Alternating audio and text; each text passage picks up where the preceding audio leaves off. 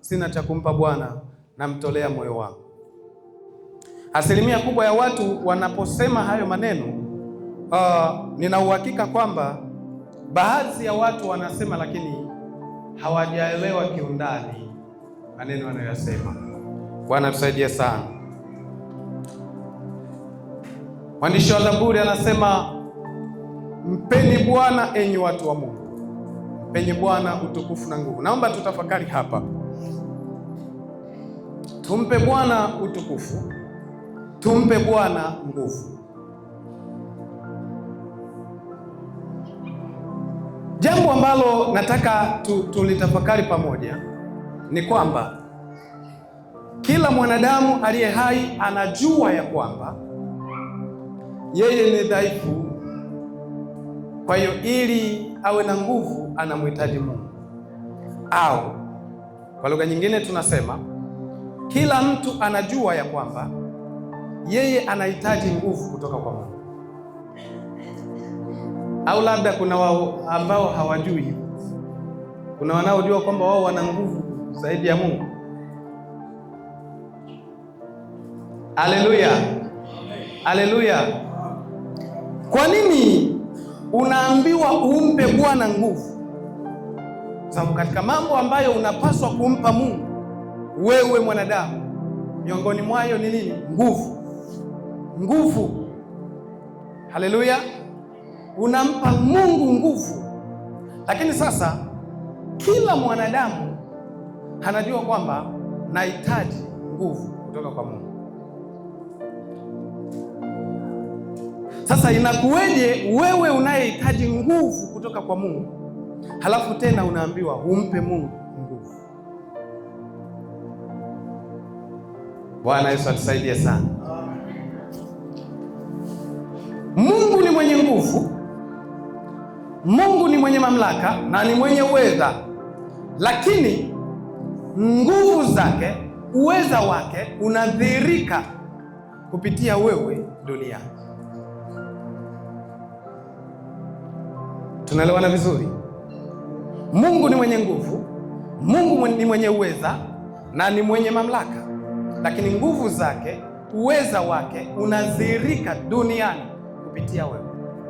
Kwa hiyo wewe ukimnyima nguvu duniani, Mungu hana nguvu duniani. Wewe ukimpa nguvu duniani, Mungu ana nguvu duniani. Wewe ukimnyima uweza duniani, Mungu hana uweza duniani. Haleluya, watu wa Mungu. Nataka nikuandae moyo kutambua nafasi yako katika Mungu, kwenda kumpa heshima duniani. Biblia inasema wapo wanaoabudu kwa maneno tu, wapo wanaosifu kwa maneno tu, lakini mioyo iko mbali. Kwa hiyo Mungu anaanza kuangalia ni namna gani umembeba kwenye moyo wako, ili yaweze kudhihirika na nguvu zake. Nataka nikuoneshe kwa habari ya Israeli wakati wametoka Misri wanaingia Kanaani. Biblia inasema kwamba Musa aliwatuma wapelelezi 12. Haleluya. Musa aliwatuma wapelelezi 12. Musa alipowatuma wapelelezi 12 kwenda kule Kanaani, waliporudi wapelelezi 10 walitoa matokeo ya kile walichokiona. Haleluya. Wapelelezi 10 walitoa matokeo ya kile walichokiona kwa macho yao. Wapelelezi 2 walitoa majibu ya vile wanavyomuona Mungu kwenye maisha yao. Bwana tusaidie sana. Amen. Na kwenye msafara wote wa Israeli, moja wa tukio lililomchukiza Mungu kwa viwango vikubwa ni hili, kwamba wakati wameleta majibu waliwakuta watu wenye uwezo mkubwa kwa muonekano, kwamba ni watu majitu warefu, yaani mimi na Tazo tukiungana tuwe 4 au 5 au 6, kwa sababu wao walileta mfano ambao ni dhaifu kwa kiwango kikubwa, kwamba tulipowaona sisi tulijiona kama panzi.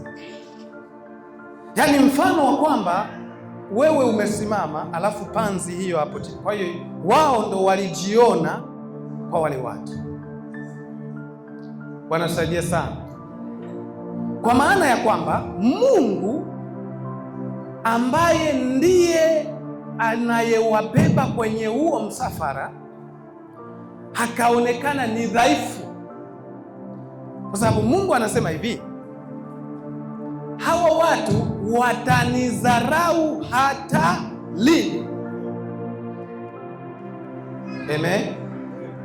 Kwa hiyo pamoja na kwamba wale Wanefili walikuwa ni watu majitu, watu ambao ukimwona anaweza akakunyanyua na kucha, ila kwa sababu walikosa kumpa nafasi Mungu waliye naye, kwamba pamoja na kwamba hao watu ni wakubwa kiwango gani, lakini Mungu tuliye naye ana ukubwa zaidi na zaidi ya watu. Bwana tusaidie sana. Kwa nataka nikuoneshe ni namna gani unaweza ukamnyima Mungu nguvu na ni namna gani unaweza ukampa Mungu nguvu. Kwa ni uamuzi wako wewe kwenye maisha yako kumpa Mungu nguvu au kumnyima nguvu. Nimesema Mungu ni mwenye nguvu, lakini nguvu zake ukiamua hazipo kwenye maisha yako, ukiamua zipo.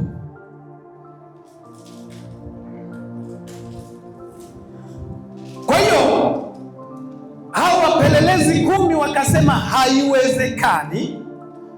haiwezekani tuendelee na safari hii, kwa sababu kule tulipofika wale watu muonekano wao ni mbaya sana, haiwezekani. Joshua na Caleb wakasema kwamba haiwezekani tuishie hapa, kwa sababu Mungu ambaye alianzisha safari hii bado hatatufikisha tunapokwenda. Halafu kuna neno la ufunuo ambalo bwana Caleb alilipata. Caleb akasema kwamba na Bwana ameuondoa uvuli uliokuwa juu yao. Haleluya, watu wa Mungu. Unajua kwa nini? Kwa sababu Caleb alitazama wale watu, akawaangalia na kulinganisha na Mungu anayetembea naye. Caleb akaona Mungu anayetembea naye hana uwezo wa kuharibu nguvu ya wale wenye nguvu.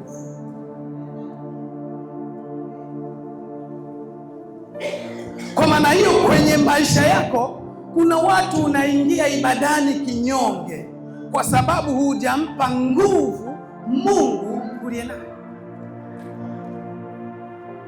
Ni kweli unayoyapitia inawezekana ni mazito.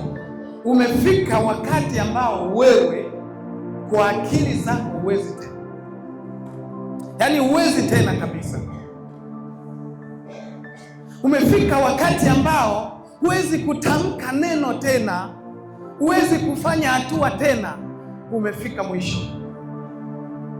Sasa na unapofika mwisho, haumuoni Mungu ambaye ni mwanzo wa mwisho wako, kwamba kwa sababu wewe umeshindwa unamlinganisha na Mungu kwa kushindwa kwako, na Mungu ameshindwa hapo hapo. Haleluya, haleluya, watu wa Mungu. Kwa hiyo kama utatambua uweza wa Mungu kwenye maisha yako na ukaupea nafasi, ina maana kwamba unampea Mungu nguvu. Wewe mwana wa Mungu unampa nguvu, unabaki na imani ya kwamba Mungu bado anaweza. Kwa hata kama jambo limekuwa ngumu kiasi gani, Mungu bado anaweza. Na kwa sababu hiyo ndio maana unampata mtu ambaye hakifika mahali pa ibada moyo wake unafunguka. Hata kama anapitia changamoto kiasi gani, unamkuta anacheza kwa furaha, unamkuta anashangilia kwa furaha, kwa sababu anajua Mungu aliye naye anaweza ugumu anaopitia.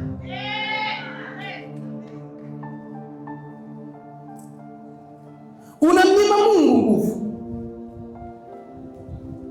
Ndio maana ukiwa kwenye ibada unaambiwa tusimame tumsifu Mungu, unasimama unapiga makofi, alafu unayaona matatizo yako, haumuoni Mungu, haumuoni Mungu, unasimama wimbo ukisogea kidogo, unaona kama unasumbuliwa, basi unakaa hapo chini, alafu unapokaa chini unaanza kuangalia mbona wanaimba, yaani mwenzio amezama kumpa Bwana nguvu, wewe unaanza unashangaa, unaanza kumwangalia, unashangaa.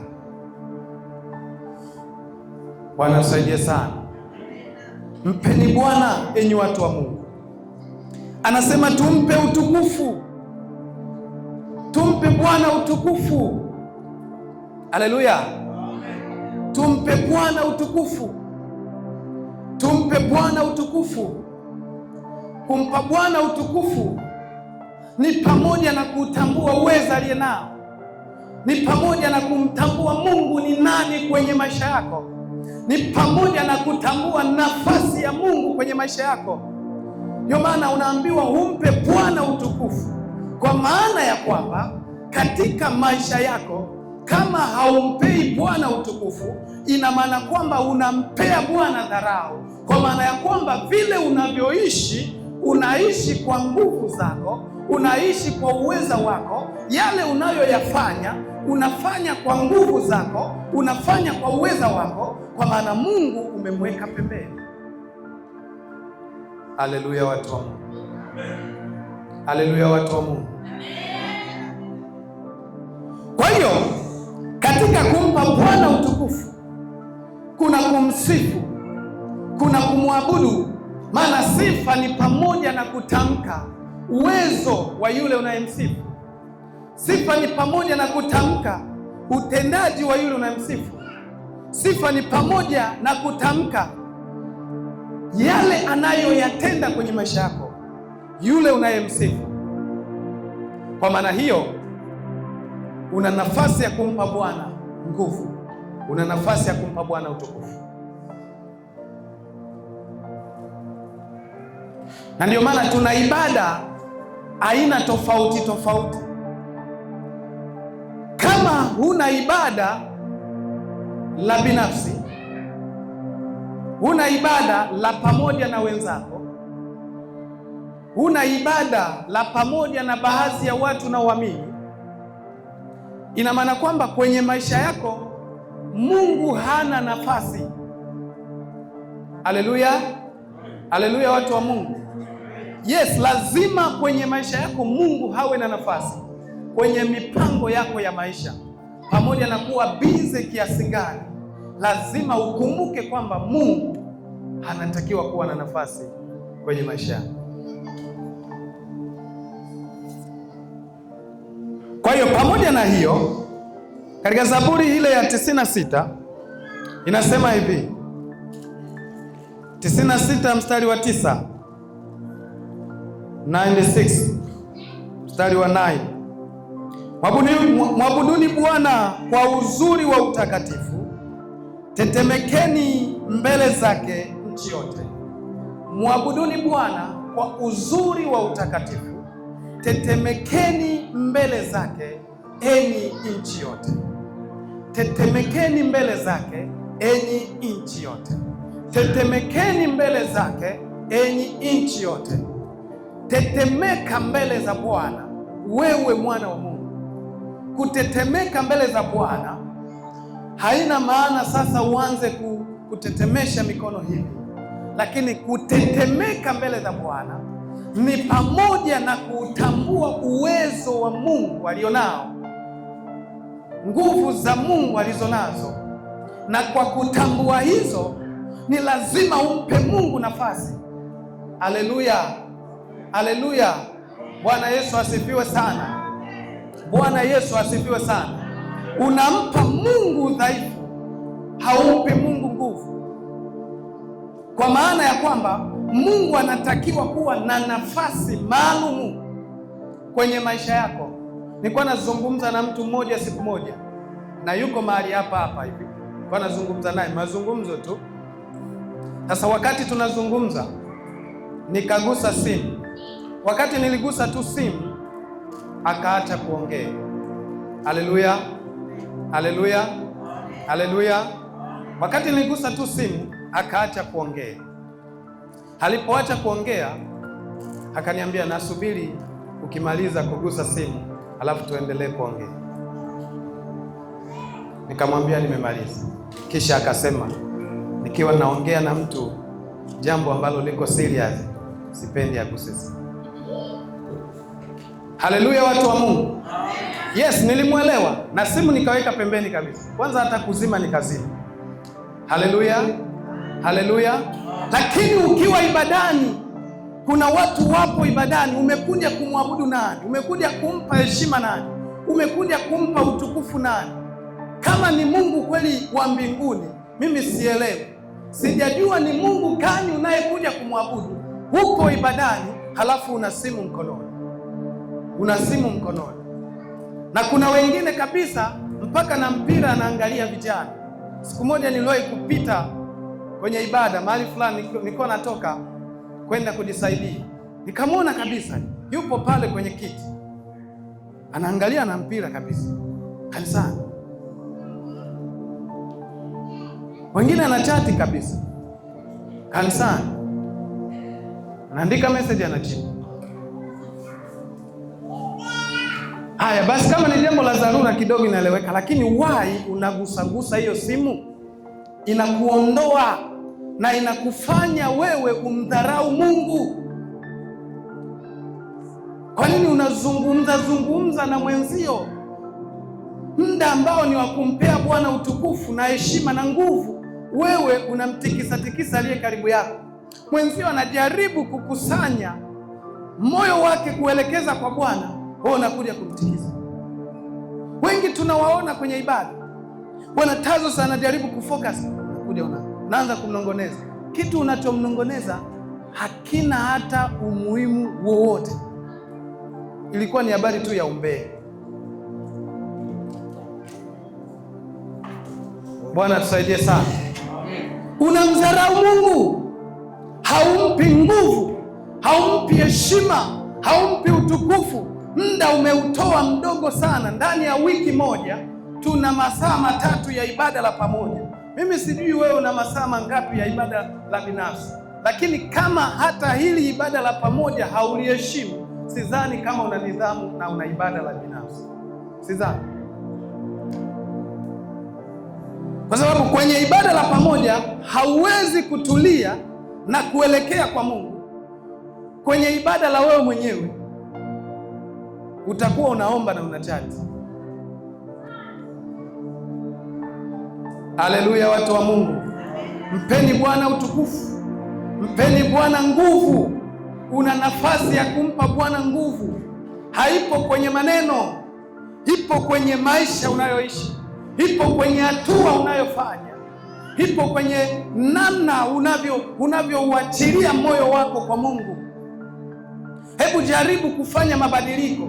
Kama kuna mambo ambayo yamekuvuruga huko nyumbani, umekutana na mambo yaliyokuvuruga, jaribu kubadili mfumo, kwamba unapokuja uweponi mwa Bwana iwe ni sehemu ya kuondoa yale yote yaliyokuvuruga yakajaza moyo, yaliyovuruga maisha yako yakajaza moyo. Kama ni watu, kama ni akina nani, ukiwa uweponi mwa Bwana iwe ni sehemu ya Bwana kukusafisha moyo. Isiwe ni sehemu umekuja uweponi mwa Bwana halafu umeingia vile vile na mizigo yako. Haleluya. Bwana tusaidie sana. Bwana tusaidie sana. Mungu yuko tayari kwa ajili yako. Mungu yuko tayari. Mungu yuko tayari kwa ajili ya wewe, lakini ni namna unavyojiandaa kukutana na Bwana.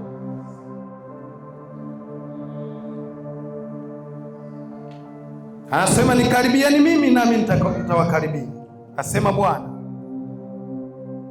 Kwa hiyo Mungu anahitaji hatua yako. Mungu anahitaji hatua yako. Usipofanya hatua utafanya kazi bure. Amen. Yaani ni muda ambao hupaswi kuangalia watu wanachofanya, unapaswa kuangalia Mungu unayemwabudu. Mtu mmoja siku moja akawa ananiambia, sasa wale waendesha praise kwenye ibada moja, akawa anasema waendesha praise wametuharibia ibada. Nikamwambia umejiharibia ibada mwenyewe. Bwana tusaidie sana. Umejiharibia ibada mwenyewe. Hauwezi ukatengenezewa ibada na mwenzio. Ni moyo wako na Mungu wako. Kama waendesha praise wameboronda kuendesha praise, inawahusu wao na Mungu wao.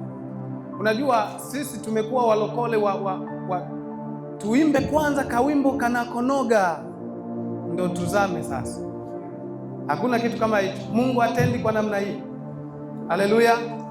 Yaani siku ile sauti zikikera ina maana kwamba uwepo wa Mungu haupo. Sasa hizo homa na zenyewe. Bwana tusaidie sana. Yes. Sauti ni sauti bwana. Ndio maana hata mchungaji huwa anaimba. Alafu anaimba na upako. Ninyi mnacheka mnasema anaingia ya kwanza sauti anamalizia ya 10. Yeye amezaa. Bwana tusaidie sana. Na mimi nikiimba mtu mmoja ananiambiaga naanzaga ya kwanza ya wanaume naenda kumalizia ya 5 ya wanawake. Ila mimi ninajizamisha. Niko ndani. Wewe unabaki unaangalia mbona anatoka anaingia, sawa, wewe baki huko uliko. Mimi nitatoka na nitaingia na tachi moyo wa Mungu. Haleluya. Haleluya. Uzuri ni kwamba baada ya mambo yote tutapiga sifa, haijalishi ni sauti ya ngapi, haijalishi ni ya 5, haijalishi ni ya 6, haijalishi ni ya 10. Sifa kwa Bwana kwa watu wote. Anayejua kuimba, asiyejua kuimba, tutamsifu Mungu, tutampa shangwe, tutamuimbia. Halafu kilichonifurahisha ni kitu kimoja. Biblia inasema kwamba tutaimba wimbo wa Musa. Sasa nilipoangalia, kumbe Musa hakuwa mwimbaji, alikuwa ni nabii, alikuwa ni kuhani. Kumbe tutaimba wimbo wa makuhani. Haleluya. Bwana Yesu asifiwe sana. Lazima ufungue moyo wako kwa ajili ya Mungu. Nataka niutengeneze moyo wako kwamba unapo kipindi chochote cha ibada ambacho unakifanya kwa ajili ya ibada kwa Mungu. Ubaya ni kwamba wengi wakija hapa wanakuja kwa mabamba. Hiyo ndio shida. Bwana tusaidie sana. Sasa ondoa hilo moyoni mwako kabisa. Ukija hapa umekuja katika kusanyiko la wana wa Mungu. Kwa hiyo umekuja kumpea Bwana utukufu. Unakuja kumpa Mungu utukufu. Kwa anza kuondoa moyoni mwako muda wowote unaotumia kwa ajili ya kumpa Mungu utukufu. Ondoa moyoni mwako kuwaza na kufikiri mambo mengine. Amen. Ondoa kabisa jambo hilo. Jaribu kuwa na unyenyekevu. Jaribu kuwa na unyenyekevu unapokuja mbele za Bwana.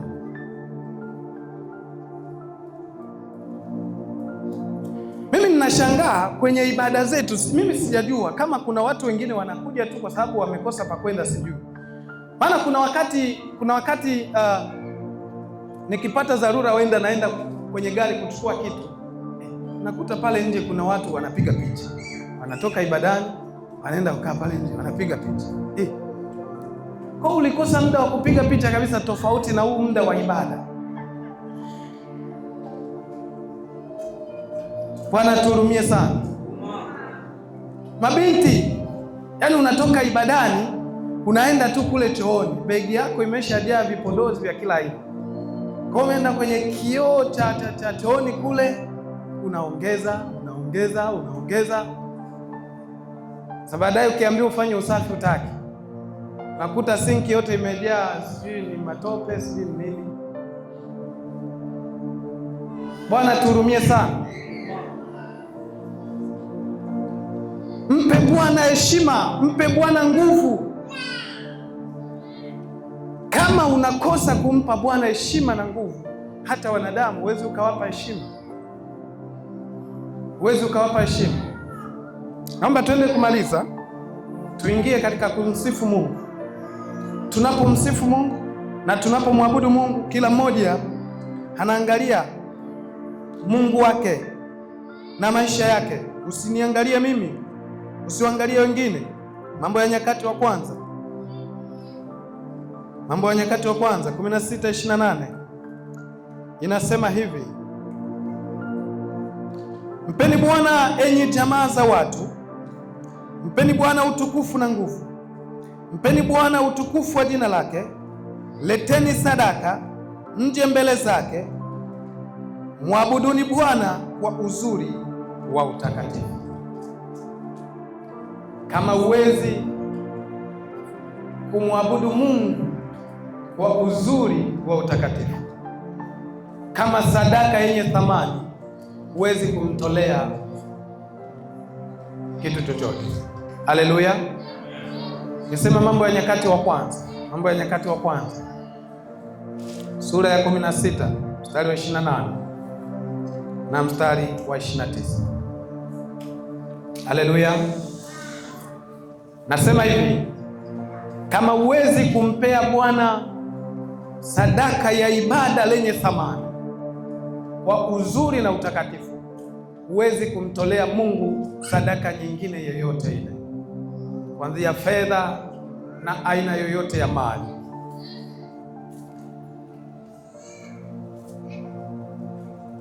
Naomba tusimame.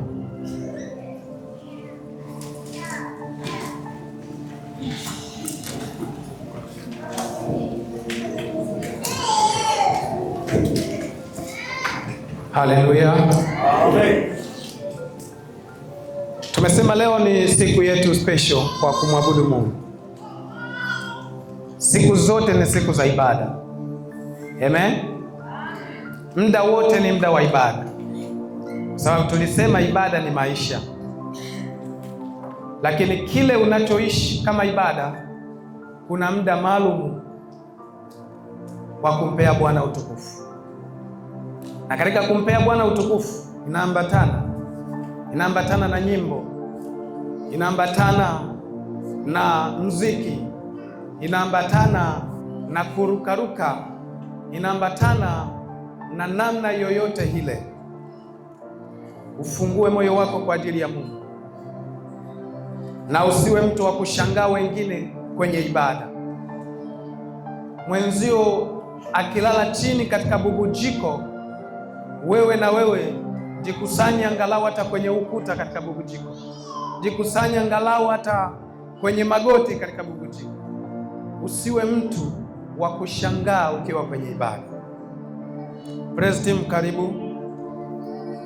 karibu tuende kumsifu Mungu kama hatutasifu tena, tumwabudu Mungu kama hatutaabudu tena. Kila mmoja kuachilia moyo wake mbele za Bwana, kila mmoja kuachilia sauti yake mbele za Bwana. Biblia inasema hivi, Israeli baada ya kuvuka bahari walimsifu Mungu siku mzima, wakisifu kuanzia asubuhi mpaka jioni. Sisi tuna dakika chache tu za kumsifu Mungu. Tumia kama fursa, umsifu Mungu kwa moyo wote, umtukuze Mungu kwa moyo wote. Haleluya. Na ukiwa ni muda wa kuomba, jitahidi kuomba kwa moyo wote. Amen. Usimshangae aliyo karibu yako, jitahidi kuingia kwa Bwana kwa moyo wote.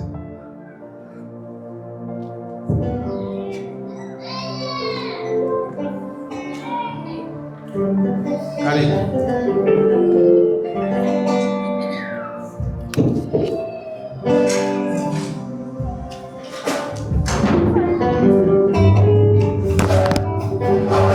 Bwana Yesu asifiwe.